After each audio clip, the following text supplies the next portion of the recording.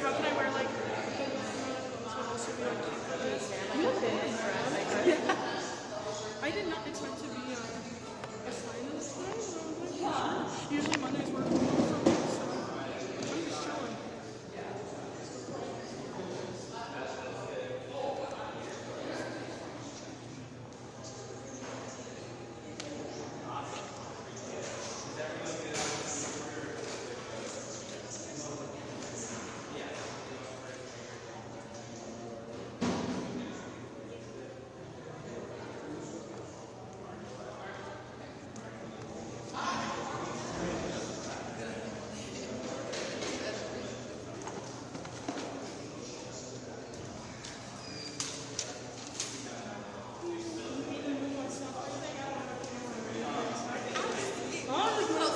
Okay, perfect. Love that.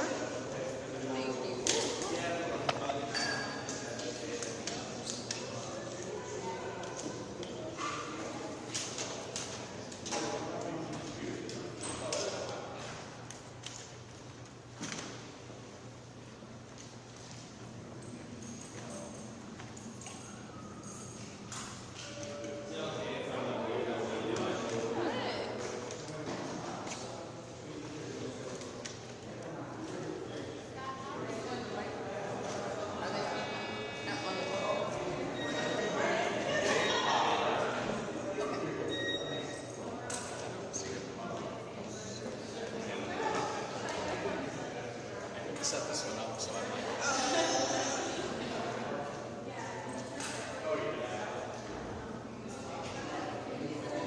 the sign was kind of blocked out with dirt bikes on the edge.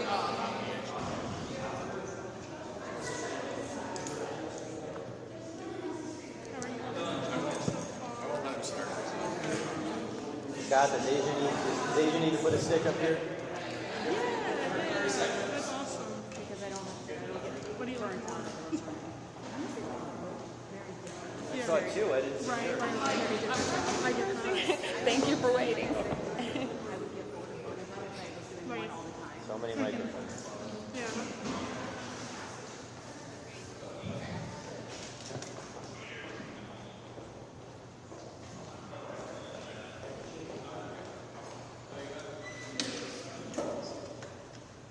You can move these chairs to more space. Yeah, of course. Anything we want.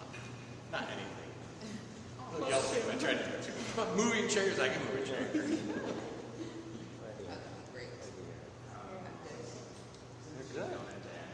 And then afterwards, I think they were open it up to questions. They were like, we're going to make you do it. But if you want to one on one, I'm an empty nester all the time. sometimes that's a lot easier. But everyone stick around. And I see whenever he needs dinner or one. Yeah. So, no, it's good. You? It's good.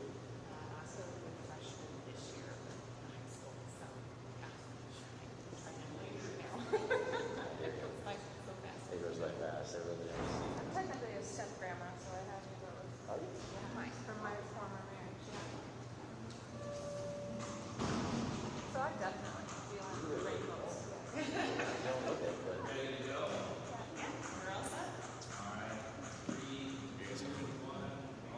all right. Well, good afternoon, everyone.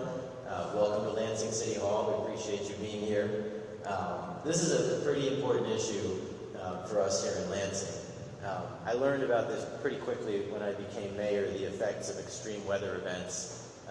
I think the 6 months into being mayor, we had a massive flood. And the ground froze, and then the snow melted. The flooding came from Grand Rapids all the way across in the Grand River, and we had a massive flood, 8 areas that were low. And we saw that, and it was shocking. When you when you go over to MSU and you see the baseball fields are covered, when you go over to Pennsylvania Avenue where the railroad is by the zoo, and the water was all the way up to the bridge, it was shocking.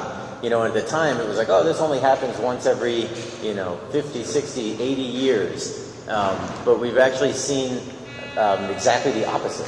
We're seeing this happening more and more. 2 years ago, we experienced in Lansing two very strong storm events that each brought high winds with straight-line gusts into our city.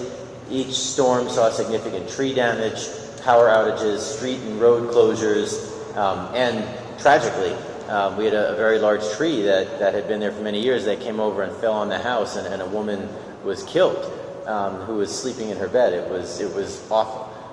Just looking at that house and talking to her family, it was a terrible situation. Add to that the costs to our residents, to our utilities, and the event is tragic and massive.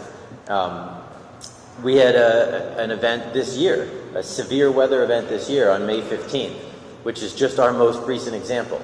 So we're looking at 2 years ago, we're looking at this year.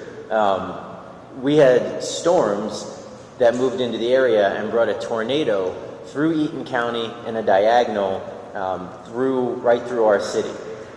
The high winds caused a path of massive damage. Trees were toppled onto streets and into yards and on top of cars. I spent a day getting around into our city and seeing where the houses were hit, where the fences came down, where the sidewalks came up, the many cars that had trees that were sitting on them. You couldn't even get through some of our streets because there were power lines down. The cost to our public service department just to clean up down trees was about $205,000. But that was just to clean up trees. That didn't account for all of the work that our utility did, which was in the millions. We had crews of workers out working 14 to 16-hour shifts and then sleeping for 7 hours and then getting back out again, clearing trees from roads, neighborhood streets, sidewalks, from our parks, from our golf courses. And again, when you talk about the large limbs and debris that came down, we had to move a bunch of that into temporary storage until we could plan and pay for their removal or destruction. It also doesn't include the tens and tens of thousands of dollars in cost to our residents. Whether it was fixing masts on houses, damages to roofs, sidings, decks, garages, sheds, hiring crews to remove trees and limbs for their property and did damage.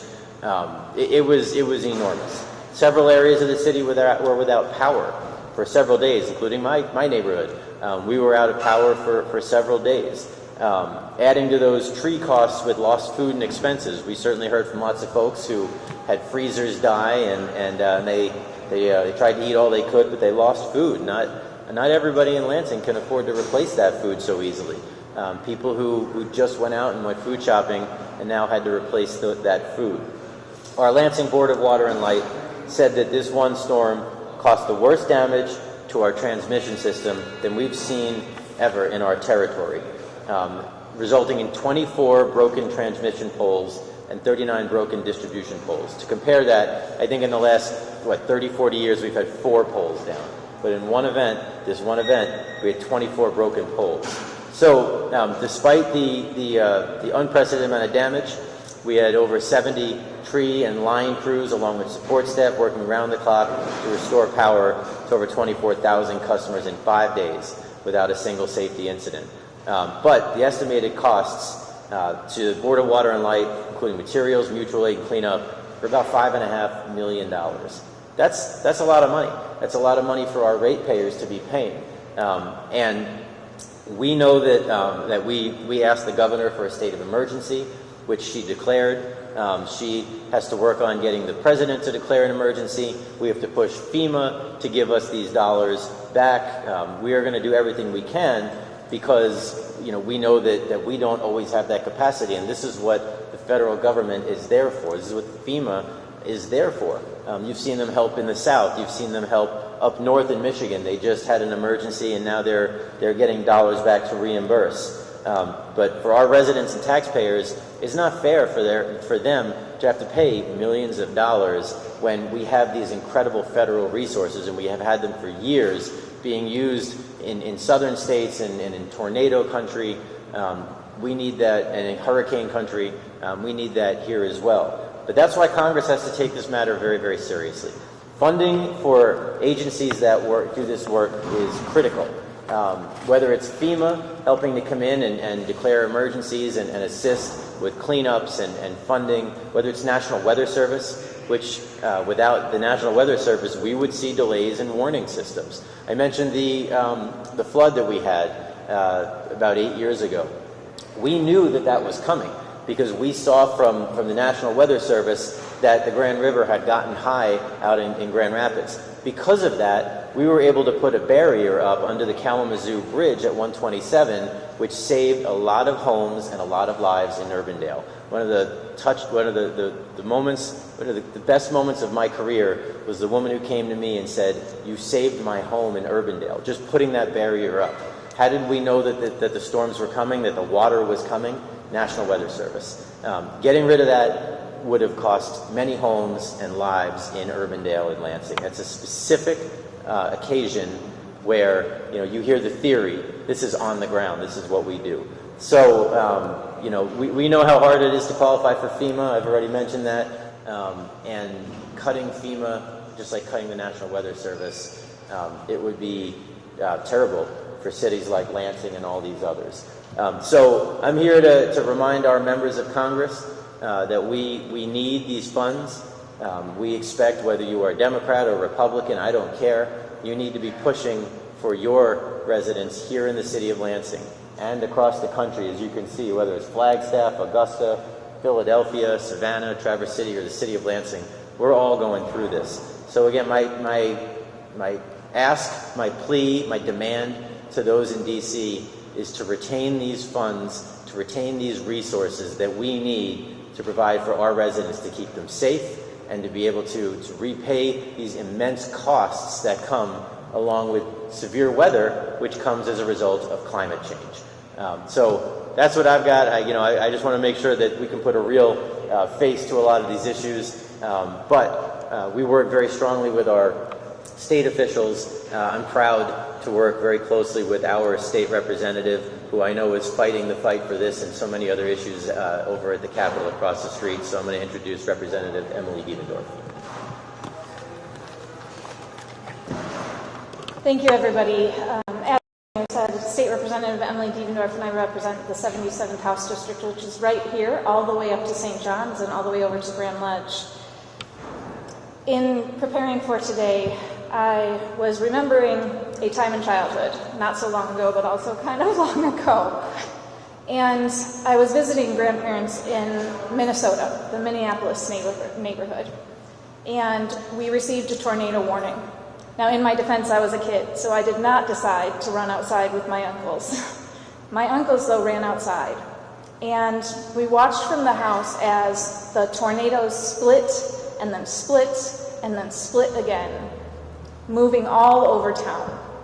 And as I was growing up, I considered that memory something that surely was going to be an anomaly, was going to be a once-in-a-lifetime experience that I could be in awe of, where I could respect the terror of that moment, and that it would be a moment that would not be repeated.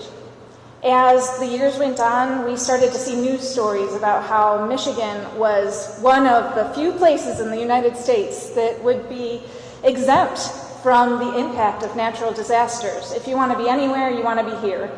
And while I contend that if you want to be anywhere, you want to be here in Michigan, we also know that we are not exempt. And we have seen that in recent years more than ever. I am a renter in downtown Lansing, and like so many folks, this last year I have had to find some place to make myself safe in my one-bedroom apartment, which does not have a basement and is not near a place that could provide that kind of shelter, which means, I don't know if you've been in this situation, I think several folks have, hiding in the kitchen or the bathroom. And that was just for the watch. And then there was the warning. And I was at a friend's house next to the highway. And we felt it go by, rattle all the windows as it was just wreaking havoc on our city. And I knew that I was not the only one sitting behind a sofa on the floor, waiting for hours for it to pass. Michigan is facing a dangerous weather shift. That's our reality. We know that because that's our lives. As the mayor said, this impacts all of our residents in so many ways, but especially our residents that are already hardest hit and most vulnerable. We are seeing supercharged storms that are more frequent and more destructive. Our most recent tornado season has been a wake-up call. Already this year, Michiganders have experienced 29 tornadoes. That's the 6th highest count on record, and it's only June. This isn't bad luck. This is happening for a reason. It's a clear indication of a warming world and setting the stage for even more increased severe weather. When extreme weather hits, it's not just infrastructure that's at risk. As we said, it's people's lives. It's their livelihoods. It's their stability. In many cases, it's their real ability to survive a storm. Whether that's because we need our electricity or because the infrastructure itself isn't safe. This community has been wonderful in response to this. We see our community members getting out and taking it upon themselves to help clean up because they know that the burden is so heavy to the city. And we also know that the resources are a struggle to draw down, and they take time to do so. The May 2025 Lansing tornado outbreak showed how quickly destruction can upend daily life in the downed power lines, damaged homes, blocked streets, property damage, the disruption in jobs and healthcare and our ability to eat and go to school. This ripples on down and on down. And these disasters happen regardless of who you are, but they deepen inequities. They make a hard life harder. Renters without insurance, small businesses without backup funds, seniors or people with disabilities who can't evacuate easily. I know I always think of folks who have medical equipment that depend on our utilities to be able to continue functioning, and the incredible toll and real danger of waiting for days to get those utilities back up again. Tornado Alley is moving. When I say Michigan is no longer out of the fray, I mean the fray is moving to us. Once centered in the Great Plains, it's now stretching toward the Midwest, with Michigan increasingly in the danger zone. We are right on the edge. And this is not a far-off problem. We have all seen the incredible increase in these natural disasters just within the last few years, but they were a long time coming. And they're reshaping our communities and how we need to prepare. Climate justice is exactly what it sounds like. We fight for cleaner energy, stronger infrastructure, and resilient communities. And we do that because we're also fighting for the safety, health, and economic stability of every Michigander. I think the saddest part of this issue today is that we could have gotten out in front of several of these things by caring about our world, by being responsible stewards of our environment. These are, again, not by chance. This comes from our unwillingness, or at least the unwillingness of some leaders, to step up and recognize science, invest in research, and respond in ways that will care for our world and our environment and the health of our communities. And now we are at a point of response, often, unfortunately, rapid response, because it's happening, and it's continuing to happen. And we still need that responsible approach and to get out in front of further damage to our environment. So my call to action today is that we don't delay or retreat, that we keep moving Michigan forward, protecting renewable energy investments, expanding climate resilience programs, ensuring every community has the tools to withstand what's coming. Our future depends on action today and not promises for tomorrow. For me, this also means that we continue to invest and ask Congress to invest and protect aid programs. Emergency aid, it has been cut, continues to be cut, and I know in Michigan we are scrambling to try to find ways to ensure that regardless of whether the federal government acknowledges the necessary response that our communities need, that we are developing our own, because we can't have folks scrambling and struggling in the face of nature's disasters. So I would ask us all to fight for that real action, that necessary responsibility, and for the help that we all need before we need it, so that we can be better prepared and have this not continue. Now I'd like to introduce Elizabeth with Moms Clean Air Force. Thank you so much, Elizabeth. Thank you. Thank you, Mayor. Thank you, Representative. Good morning. I'm Elizabeth Heltman, and I'm the Michigan Field Organizer with Moms Clean Air Force. I'm also a mom who grew up here right in the Lansing area. I care deeply about the health and safety of Michigan families, and what we've been experiencing across the state is deeply alarming. Tornadoes, flooding, wildfire smoke, extreme heat. These once rare events are now happening more often with more intensity and with real consequences for families we love and places we call home. A few weeks ago, the Deckerville tornado put the total tornado tally for Michigan at 30. Tornadoes so far in 2025. This puts 2025 sixth place in the most tornadoes in a year for Michigan, and we still have a few more months left in this season. In May, the Lansing area was hit especially hard. I watched from a distance less than 45 miles away, worried about my friends and family and neighbors still living here. I imagine the parents doing exactly what I would do, rushing their kids into a basement, grabbing flashlights, checking on loved ones, and hoping for the best. And it's not just tornadoes. We're still dealing with lingering threat of wildfire smoke. 2 years ago, smoke from Canadian wildfires blanketed Michigan skies and the state. And this summer, my son's asthma flared up once again.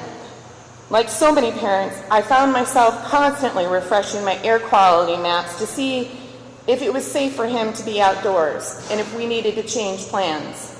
And now, again, we're doing this over and over again. Smoke is creeping back into our skies. This year, we've stayed indoors a lot this summer. Flooding is another problem, and just recently, heavy rains have caused flooding in Detroit Metropolitan Airport, disrupting travelers, reminding us that infrastructure challenges we face.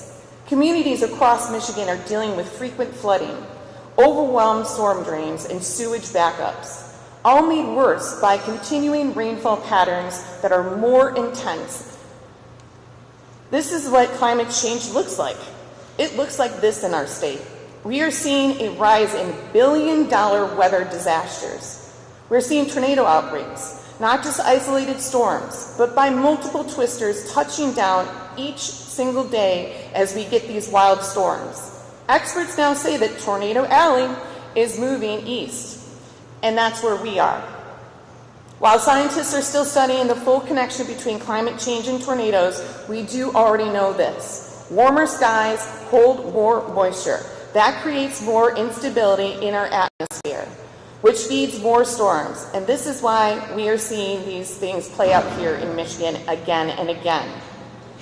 Every storm, every wildfire smoke event is a direct threat to our children's lungs and their future. For families like mine, these storms aren't just a statistic. They're a real danger. My son has asthma. My husband has type 1 diabetes. When extreme weather knocks out our power, we have to act fast. We need to figure out how not just to stay comfortable, but to protect my husband's medication, make sure things are refrigerated, make sure that the air is safe for my son, make sure we have a backup in case his nebulizer isn't working. Extreme weather puts our kids' health and safety on the front lines. From asthma attacks to power outages, they threaten our life-saving medicine. At Moms Clean Air Force, we organize parents to speak up because we know that our children are among the most vulnerable to climate impacts. From health issues to growing mental health toll of climate-related disasters. The anxiety, the disruption and fear, it's heavy on our families, and it's getting only worse. This is why I'm urging Michigan's congressional delegation to protect clean energy investments and climate policies that are already making a difference. These are not just political choices, they are life-saving ones. Our families cannot afford to move backwards. Michigan cannot afford to move backwards. Our kids deserve clean air and safe homes, not the rising risk of floods, fires, tornadoes fueled by climate change. The time is to act now. Thank you for being here, and thank you for standing up for a healthier future for all of us. Marshall, I'd like to turn it over to you now.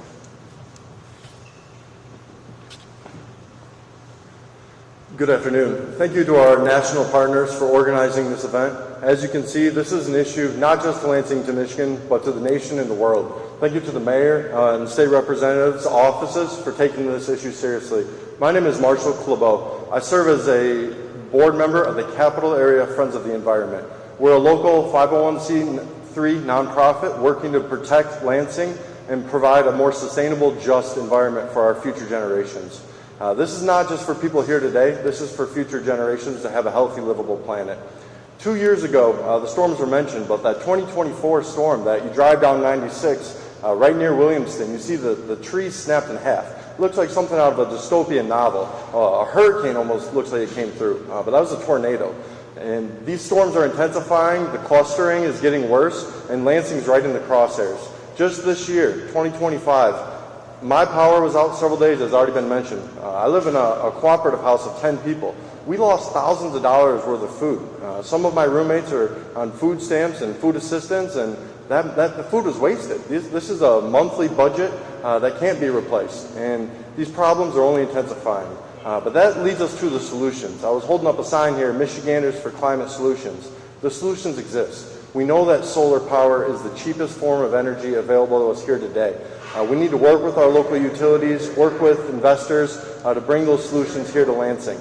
Homeowners, just now, their tax credit disappears at the end of 2025. So to ensure your local resiliency, get your home solar, get a battery. You have till December 31st of 2025 to make these investments to still get that 30% federal tax rebate. Furthermore, businesses, nonprofit, places of worship, local units of government, they have till July 4th of 2026 to make these investments to really capture those tax benefits. The technology has improved, the cost has come down, now is the time for solar. We need these resilient infrastructures to meet the storms where they're at. The storms aren't going away. Our energy demand is only increasing. This is where the people on stage here fighting for a healthy climate future are so important. So get involved. We have opportunities to get involved at CAFE, 517cafe.org. We welcome your energy, and this is for the youth. I'm a younger person in the fight, been at it for over a decade now, but our young people are becoming tired. This is a fight that they're showing up, but we need help. So this is everyone, all hands on deck, emergency. An emergency requires a rapid response, and that's where we are today. So thank you again for this work and spreading the message. Tina, thank you for bringing it home. Good afternoon. Thank you all for being here in Lansing today to discuss the important topic of extreme weather. I'm making remarks on behalf of EDF Action, the advocacy partner of the Environmental Defense Fund, alongside our partners, the Climate Action Campaign. We're standing at a critical moment for our environment, our economy, and our safety. Across the country, we are seeing more intense hurricanes, wildfires, unpredictable floods. These are not random events. They're being fueled by climate-altering pollution, and they're becoming more destructive and more expensive every year. And yet, instead of responding with the urgency this crisis demands, this new administration is taking the country in the wrong direction. Just last week, we saw the headlines that more than 100 FEMA employees have been reassigned to ICE, just as hurricane season is due to begin. This move is just one of many that will put thousands, possibly millions, of lives at risk. This administration's proposed budget slashes funding for disaster preparedness, climate science, and pollution controls. That means fewer tools to predict extreme weather, fewer resources to respond to emergencies, and more pollution in our air and water. These cuts will also cost lives. Hollowing out the very agencies that help us prepare and recover from disasters doesn't just put communities at risk. It weakens the entire nation. Farmers, shipping companies, first responders, they all rely on accurate forecasts and climate data to do their jobs and to protect the public. Removing those resources weakens our economy and leaves us less informed and less prepared. At the same time, lifting limits on climate pollution only guarantees that the crisis will grow exponentially worse. That's why we're here today with a clear call to action. Congress must reject these reckless budget cuts.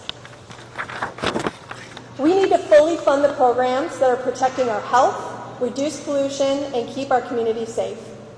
This is not the time to step back. It is the time to double down. We must protect the programs that keep our air and water clean, help communities prepare for climate disasters, and ensure that we have the science and data to make informed decisions at the time that we need them. We can't afford to ignore what's happening around us. The threats are real and the damage is growing, and the time to act is now. Thank you. We'd also like to open up the floor for any questions from the press. Hi, Liz Noss from Ronald News Service. This is Representative Devendorf. Is there anything to be done on the state level about this? Are you in any talks for, allocating any money towards disaster assistance? And if it is, what is there bipartisan support for that? Yeah, thank you for asking about this. There is a multitude. There are a multitude of things that we can do at the state level. What we're struggling with is whether folks are willing to do it. We have long championed community solar and stronger regulations that would help us to reduce environmentally dangerous emissions. We are looking at more sustainable energy programs and ensuring that our farmers have what they need to understand and really invest in regenerative agricultural projects. But one of the most urgent needs is our ability to respond with an army of aid workers when these things happen. So while we need to get out ahead of all of these disasters by investing in environmental policy, we also need to make sure we have folks available to respond in a pinch. That's why in my work with the Governor's Service Commission, I co-chair the Governor's Service Commission, which oversees AmeriCorps in Michigan. We have put together a proposed program to develop our own version of AmeriCorps, but also to develop our own management of aid response in the event of an emergency. And this is just one creative response to the cuts that the federal administration has been making, because we have to have folks available to help in these events. It is not an option to just leave the UP without folks to clear roads and get emergency responders to people in their homes. That is not an option. People have real lives at risk, and of course their safety and just livelihoods. So we are trying to build out that program, and I am working with Republicans in order to do that, and hopefully we will have something in place that serves that purpose regardless of whether the federal government does what it really has always done and should continue to do. I kind of have an opposite question from Liz. Karina from 6 News. I'm wondering, you kind of mentioned solar, moving to solar. Are there initiatives or things that our everyday community members can be doing to help with this issue? Not maybe at the state level, but things we can do in our everyday life to help with this at all? Anyone up there? Yeah, we've got. We have actually a sustainability plan through the city that goes through a lot of that. We can get you a copy of it. Recommendations for our city, recommendations for residents. Certainly, I mean, everything from turn the water off while you're doing your dishes, while you're scrubbing, to run your sprinklers at night, or don't run it at the hottest time of the year. We do have some availability. We have green power through both for us through the Board of Water and Light, so you can utilize basically green power. We have that option that people can take advantage of. I think both the board and Consumers Energy have credit programs for chargers and things, although some of that is based on the federal government, and that is now going away with the federal government eliminating their EV credits. So there's lots of things. Through the city, I think our sustainability team every month or two sends out an email to folks saying, did you know? And they try and spread that word everywhere. I'm looking right outside and I see a power charging station through the Board of Water and Light, which uses solar so that people can come and charge their phones using solar. We know our school district just put in a whole variety of solar, a whole solar farm down near Hill, utilizing federal tax credits for the infrastructure. The power is a lot cheaper to get through solar. Building it takes a lot more money, and the return can be less in terms of the economics, but the federal government gave us credits. So they built, we've got some city solar fields. So all of that is important. We have a South Side Community Center, which helps out on our South Side. They put solar on the roof of the building about 2 or 3 years ago. And again, they used federal credits to get it on there, and they showed at the press conference the power savings. They would actually save a bunch of power in the summer, and they would use that to balance the power that they use in the winter, and it was a huge savings. Things like net metering, where residents can utilize solar, send it back to the grid, and reduce their bills. But again, a lot of that takes the infrastructure to put it in, and that's where you run into higher costs. Thank you. I just want to add to that. I was telling Elizabeth as we were waiting that at a recent 100th birthday party in Grand Ledge, I had an 8-year-old walk up to me because she was excited to share the project that she started in her community to pick up trash wherever she goes, and she recruits volunteers in order to do so. And she's joining the local nonprofit that cleans up the river. These sound like small things, but they really add up. I know I have friends who both get annoyed with me and understand when I turn off all of their lights that they're not using in their apartment as I move their apartment. There are so many things that we can do on a daily basis. As the mayor was seeing the charging stations, and I really appreciate that as well, I'm looking at this bike right here, right outside City Council. We can make different choices with our transportation as well and diversify how we get from point A to B, whether that's walking or riding a bike or making sure that the vehicle we're driving is not producing toxic chemicals. So these are all decisions that we make on a day-to-day basis that when we decide not to respond in the responsible way, they all add up and contribute to what we're seeing now. And I'll add even more. I'm actually looking out the window and watching these flags fly really, really stiffly out there because the wind is so terrible outside today. And I'm just wondering how many people's roofs are going to be impacted. It's an everyday thing, but I would say that something that folks can do, we call on residents of all communities to make their voices heard. If they're impacted by extreme weather events in any way, call your local representatives. Let their offices know how you or someone who's close to you has been impacted. They need all residents in all communities to be the eyes and ears on the ground. So I'll leave it at that. One more. I'd be remiss to not talk about solar for all. So the state of Michigan was awarded $156 million from the EPA for a Solar for All program. And what that aims to do is to give 50% or more of the benefits back to low to moderate income residents. So just in Lansing here, I helped work on a project where a community center, we would max out our solar potential, and 50% of those benefits would go to the surrounding neighbors that are struggling with their utility bills. Not only that, but that center would then serve as a resiliency center. So if the power does go out, Representative Dievendorf doesn't have a basement. We can go to a safe shelter to have power, to have cooling, to have food.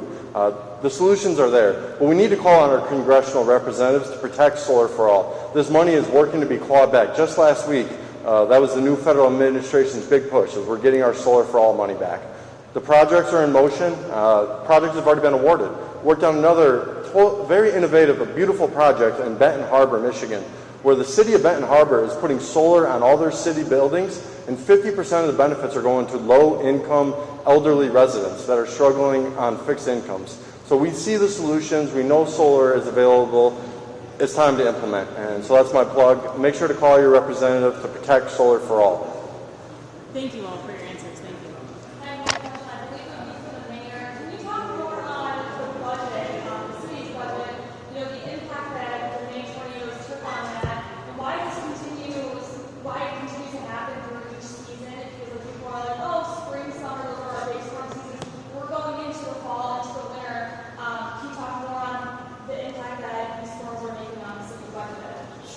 why it's happening, you can ask any of these folks here. These are the experts. I just have to deal with it.